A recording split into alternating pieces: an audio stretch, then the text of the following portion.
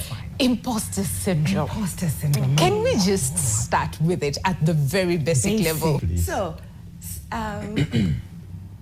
I have gone through this journey as well. I think everybody, I don't know about you, but everybody in this room from your introduction is something that you've experienced before.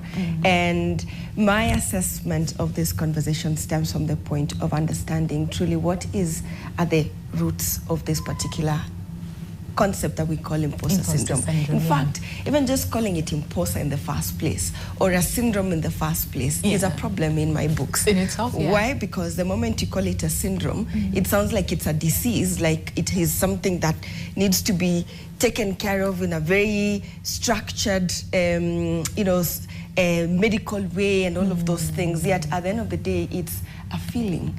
It's a feeling of doubt. It's a feeling of not feeling like you can show up in the feet or the shoes that you're really growing into. It's a sense of sense of feeling not sufficient enough to wear the shoes and the dresses that you're growing up into as far as your evolution of your soul is concerned.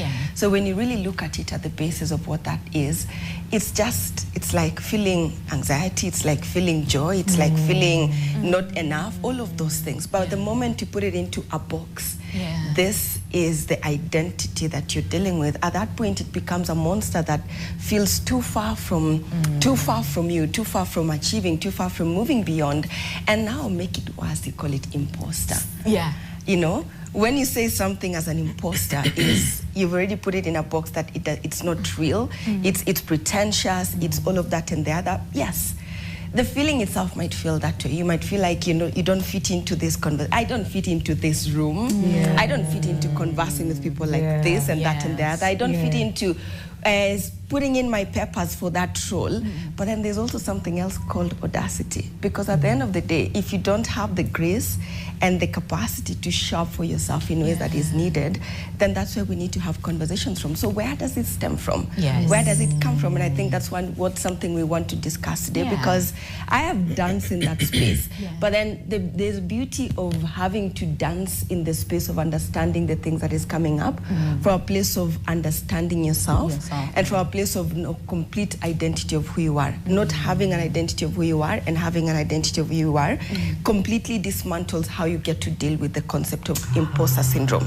Because when you're coming from a place of complete lack of an understanding of who you are, then you're operating from a deep place of fear, a deep place of rooted concepts of what you are or what you've been based on the masks, which is the conversation for today, that you've worn since you're a child.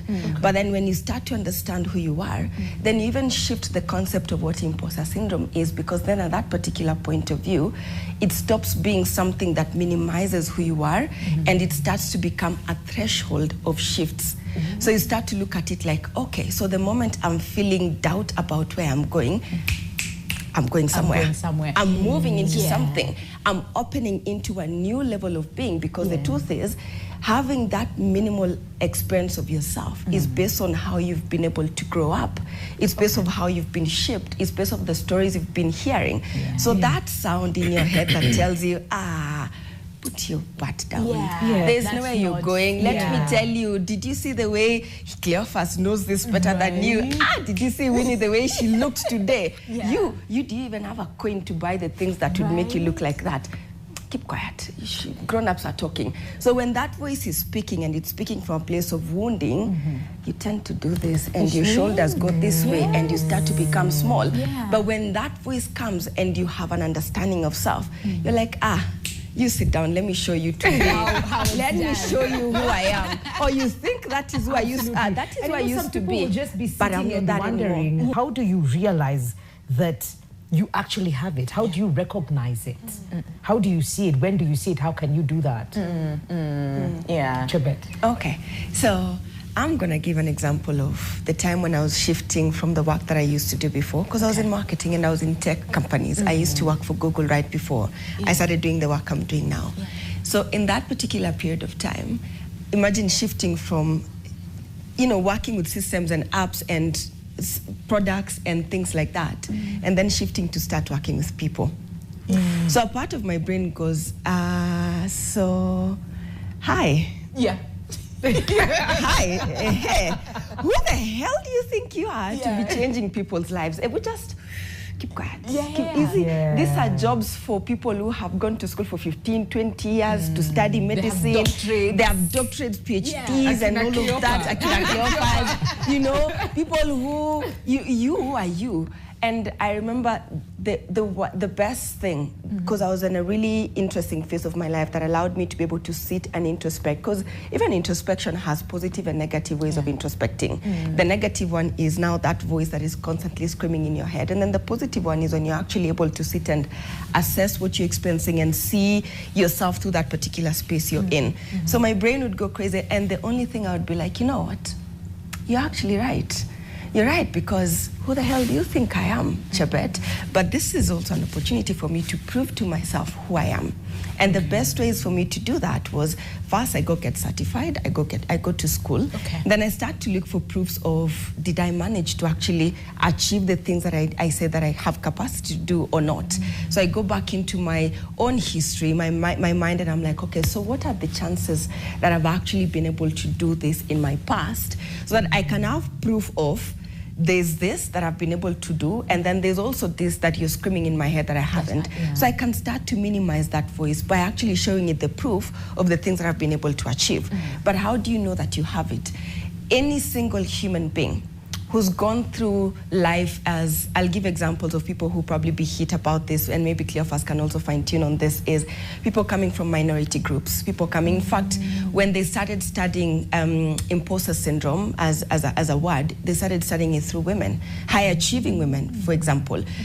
And if you look at the way this world we've lived in, women have been minimized in the way we show up in our world for so long, and it's because of the way the systems operate. It's not it's a problem because men do this and that and that. It's just the way the system has been set up that has been minimizing the achievements of women through history for a very long time. So, coming from a firstborn, your firstborn coming from whatever family, single mother, or coming from a poor background, all of these things. So you have to break the glass surrounding that you're grown into bigger spaces, into bigger shoes. And when you start to shift from what you used to be, what you're used to allowing yourself to be, and you start to explore bigger shoes, bigger groups, bigger spaces, then at that particular point, your nervous system, the information that you're experiencing in the internal world and the results that you're seeing in the external world are not tallying. So your nervous system goes into, this does not feel safe, this does not feel like it's making sense to me, this does not feel like I am aligning with, there's something that is off here. So then the internal world that you're growing into and the proof of the world that you're seeing around you sort of kind of does not match yet. That's what I'm saying, is a threshold moment, a point of shift. So when you get into that phase, you start to realize, okay, there's a problem here, because for whatever reason, I don't feel safe enough. So it starts building things like anxiety, like you was mentioning earlier. So it starts to get into spaces where, like, okay, I don't know what is going on, something is off. Or your voice even I have a friend who, when she gets into spaces to speak or to show up in certain rooms, her voice shuts down. And it's all signs and symptoms of high functioning anxiety and things like that.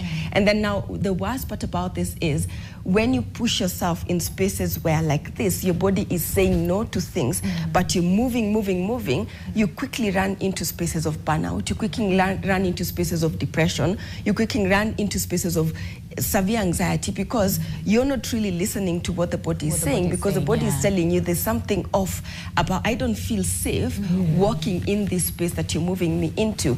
But then the truth is, you're growing into an environment that you're not used to. All of us will feel uncomfortable.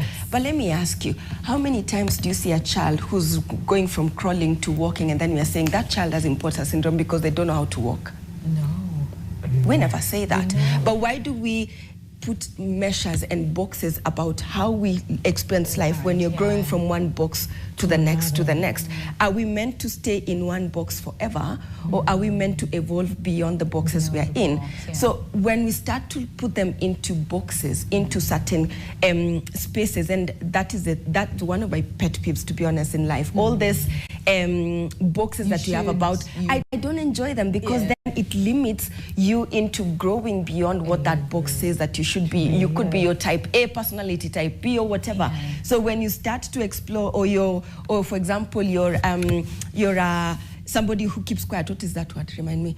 Introvert. Yeah, you're an introvert, and then now you're an extrovert, or you're an ambivert. So when you start to move beyond what it is that is your box, that is an understood or a believed sort of kind of concept of a box, when you start to get out of it, now your body starts to say, we don't know this.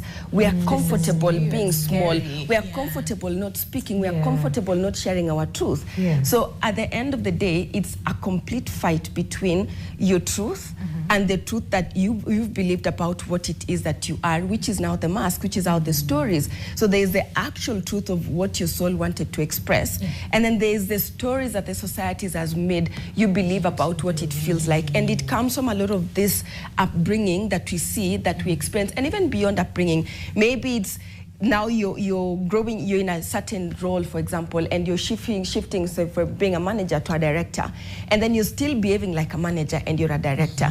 So instead of walking into the director's shoes, you're there micromanaging people, you're there making sure people showed up in the office on time, yet you're meant to be building structures. How do we come out of that box? There are three things that I want us to look at when we're talking about this conversation. Okay, and as you know, my story by now will always go back to conversations about personal power. Okay. So the first one is sovereignty. The second one is your truth. And then the third one is a sense of belonging. When there's a mismatch between these three things, that's how you find yourself deciding, you know what, fine, let's just go. 22 to 22. Because now you're not honoring your truth, but because belonging is very important to you, then you'll do what? You will shut down who you are, you'll shut down your own truth so that you can be able to show up in that cycle of friends, in that spaces that you're being called to. The other one is now, for example, that fine, your sense of belonging is not impaired. You're around a group of peers who are constantly telling you, you're so good. Did you see how you did like the guy who's spoken about putting together a concept and being very confident about what he built, but then when he's been asked to show up in front of people to present it, to talk about it, there's a problem. First, I used to have similar issues. And my ways, for whatever reason, I've been co-opted to boards or spaces where I had no business being in since I started working. So I'm presenting to a board of directors or whatever, and I have to speak. I'm telling you, I used to speak so fast, nobody used to hear what I'm saying. Because I'm so anxious, I want to finish speaking so quickly. I used to speak so fast. And that was just one of the signs that I was showing that I'm in a room that I have no business being in. Okay, so when we're discussing the concept of sovereignty, that's where you believe in your own power. You believe in who you are. Even if, I almost said something you guys would have been. We can look at some people who hold serious offices across the world. I will not name names. And the things some of them say, you look at them and you're thinking, how did you even get into that office? You know, and it comes back to believing in yourself so crazy that it doesn't matter what the world will tell you or show you about who you think you are. But because you know so well, I am worth my salt, even if there's no salt you're worth. That building your sense of power, sense of self is important, because then you will create things, you'll work on systems, you'll build things. But when it comes to actually embodying the truth of what you've done, that sense disappears. That ability to show up in that power disappears. Because why? Your ability to see and honor and have agency of your own power is non-existent. And of course, when you start to go down to the roots of this, we'll go back to, as he was saying, a very simple example. Even the concept of birth itself is in itself a traumatic experience, you know. And as very simple, honest and gentle example you use, you're being breastfed and then your mother is looking at you telling you, "Kwa nini unaniangalia hivyo? Hata funga macho." You know, as a child, your ability to show up in your agency in that particular moment is being shut down, because that's how kids communicate. That looking at you, looking at your eyes so that they can see your eyes, the way it's moving, your mouth smiling, are we happy? But then no, at that particular point, inafunga, just shut down. So what is happening to your sense of power? It's being completely disintegrated in that moment. When you look at the concept of truth, is about being able to share and speak your truth, your voice, using it to speak, share your story from a place of understanding, share your truth of what you're experiencing, and being bold enough to speak about these things without the fear of, I will not belong, I will be, they will leave me, I will be abandoned, and all of those things. So when there's a mismatch between these three things, that's where we get to spaces where we would people please. We would go into perfectionism, because we have to be perfect all the time for people to see me in my worth. So we've forgotten that in essence, my worth has nothing, absolutely nothing to do with how people assess me, because I am just who I am. Just by being human, you're worth being human, you're worth existing, you're worth living the same way an ant has all the worth in the world to exist and live just in itself, walking around, chilling in the kiginyos and hanging out. So, but then you want to squeeze it and squeeze it and kill it. That's the same thing we're being done to constantly by the pressures of the world, by the stories of the world, by the stories of our upbringing, by the community, and all of this continuously delete or take away our sense of sovereignty and our sense of power. So when we don't have an embodied sense of power, when we've given it out, I was engaging a really high-performing client the other day. And one of the things we were talking about is how she's traded her sense of, her concept of father to her boss. Okay? So her husband dies, who becomes her sense of strength? The boss. The father dies, the boss. And then now, because she didn't have a sense of masculine figure in her life very early, she's grown so well. Like, she's not like a small, no. She's like a high-level person in the company. So at the end of the day, when we were sitting and speaking, she has such issues, there's such issues between her and the boss constantly going on. And then she's not able to stand and fight and face the boss in her truth, because why? Her sense of power is with that person. And that is where the problem comes when it comes to all these concepts of imposter syndrome. I had another call with another lady a different day. And when we were speaking, she tells me, oh, when I speak, my parents don't listen to me. They don't hear what I'm saying. They pay more attention to my elder sister. But then the truth is, at the end of the day, when you really assess what that is, she's already submitted all of her power to who? Her parents, to such a point that when she's not performing in accordance to what the parents expect her to perform as, then she's not doing what? She's not showing up in the way her community expect her to show up as. So at that point, she feels as if she's small, she's not heard, she's not enough, and then the voice in her head will not be gentle at that particular point. She's like, oh, what did you see? And I told you, you're not like your sister. You keep on behaving like this, you know. And then when she wants to speak, what is done? She's overlooked. She's overlooked. She's overlooked. Do you think that situation is going to help her in any way build her inner voice to become stronger? No, it's going to keep on depleting and depleting. But if you look at it, at the end of the day, her power is externalized. Her sense of worth is externalized. Her self-worth is externalized. It's based on what the community will tell me who I am. That's how I will believe who I am. So, but to fix this, which is what the question is now, is understanding, where does my power sit?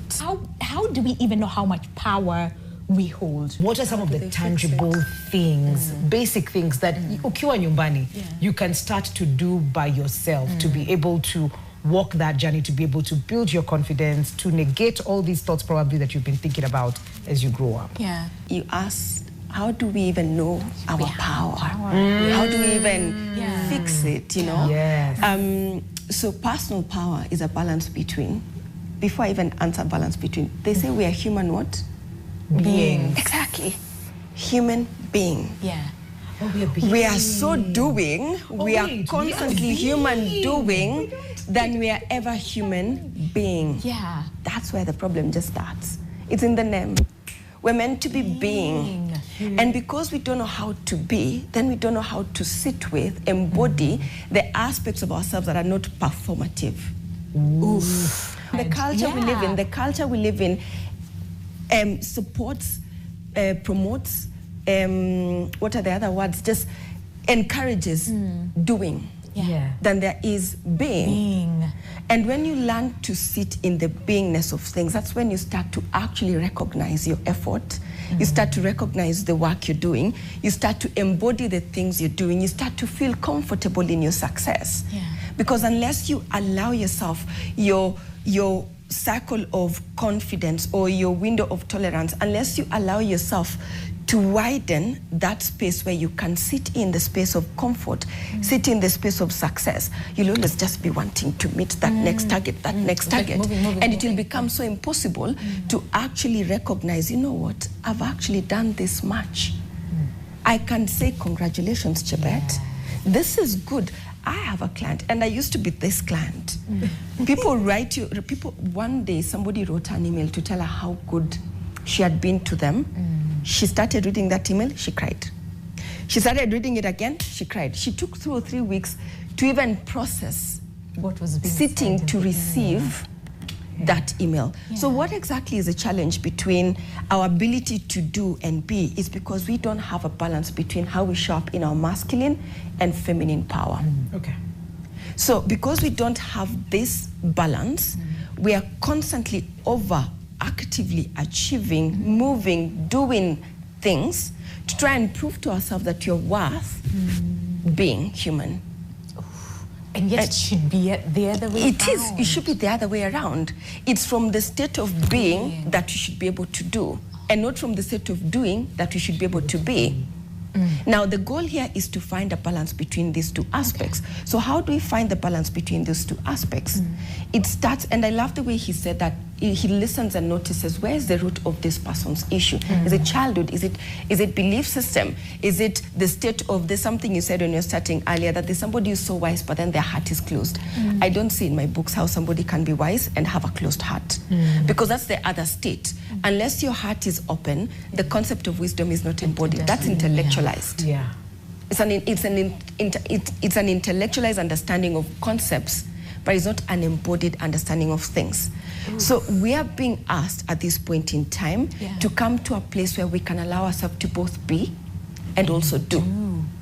Because if we don't do this, we'll never allow ourselves to feel into the spaces where there's doubt, there's gaps, there's issues. We'll always be running to find the next solution to fix it. And there's no answer there. With that being, we don't. We're doing. We're constantly showing up. We're still... Agreed. And that's my invitation to everybody listening to me today. I need you to find a way to just be in your space. Work with your nervous system. That's the foundation of any work that looks like embodiment. It has to be somatic. It is with your body.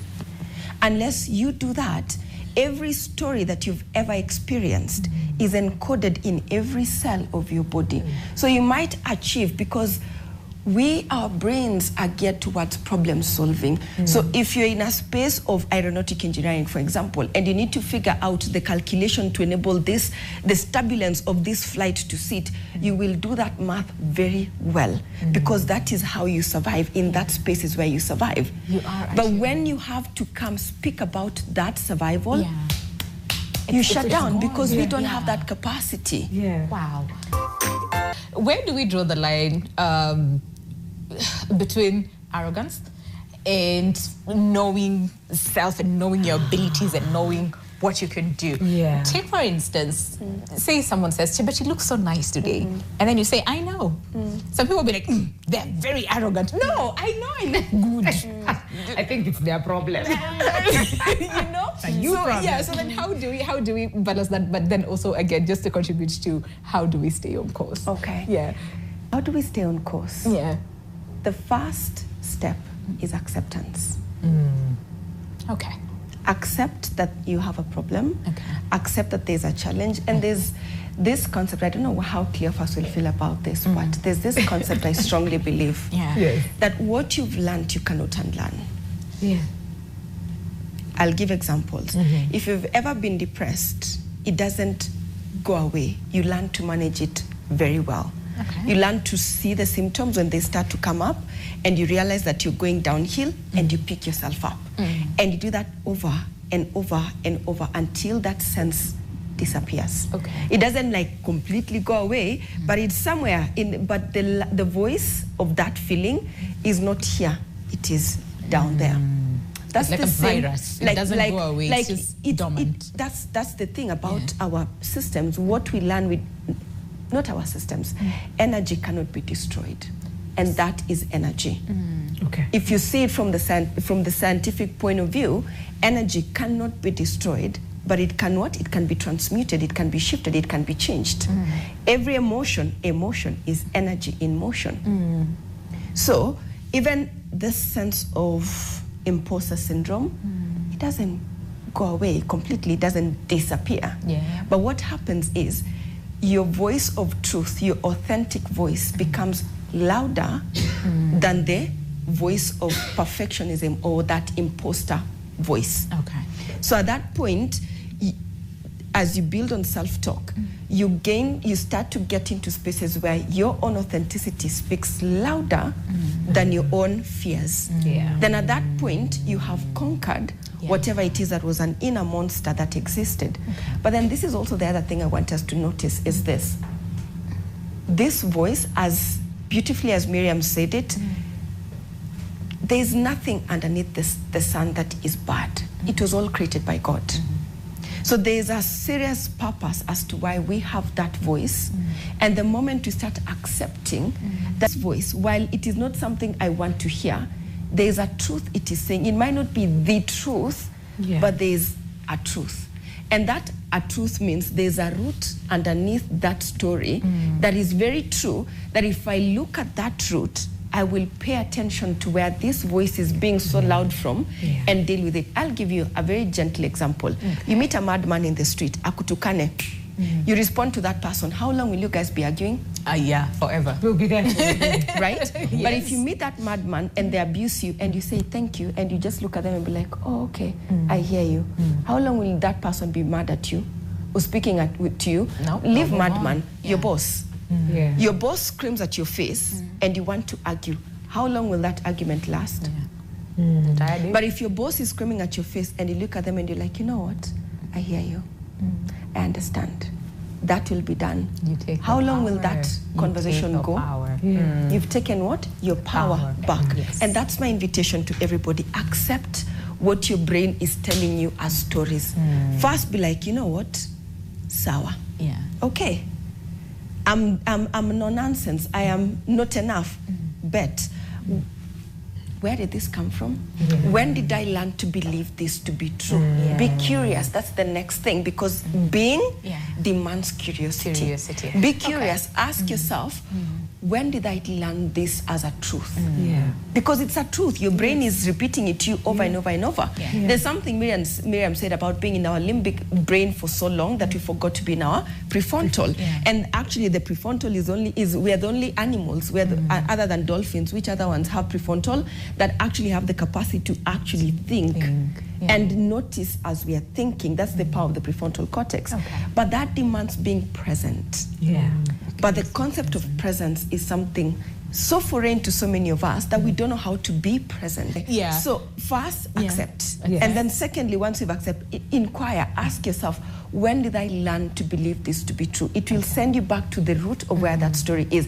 The beautiful thing about our brain is this: the moment there's awareness, the structure is dismantled. The structure is dismantled. So build awareness, understand, and then I'll put in structures and systems and measures. It could be coaching, it could be whatever, that supports you in changing that belief. But the beauty is knowledge enough is sufficient to shift your state. So I'm a big believer in self-healing. Yes, I'm a coach, and there are therapists out there that you could see.